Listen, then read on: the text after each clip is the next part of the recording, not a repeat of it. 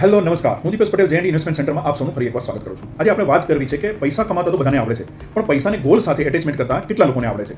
જે તમારા ગોલ હોઈ શકે છે, કાર પરચેસ કરવી છે, ઘર પરચેસ કરવું છે, ફોરેન ટૂર કરવી છે, બાળકોના મેરેજ પ્લાન કરવા છે કે રિટાયરમેન્ટ ફંડિંગ પ્લાન કરવું છે.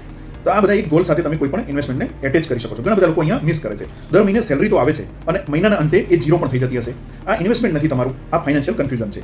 જુઓ, ઇમરજન્સી આવે ત્યારે લોકો શું કરે છે? તો લોન લે છે. કારણ કે પ્લાનિંગ નથી હોતું તમારી પાસે, તો તમારે શું કરવું પડે? આવું કોઈ લોન લેવી પડે. ઘર ખરીદવાનું તમારું સપનું છે, પણ એસઆઈપી નથી કરતા. રિટાયરમેન્ટનું પ્લાનિંગ છે, રિટાયરમેન્ટ જોઈએ પણ છે, પણ કોઈ સ્ટ્રેટેજી નથી. સ્માર્ટ લોકો શું કરે છે ખ્યાલ છે તમને?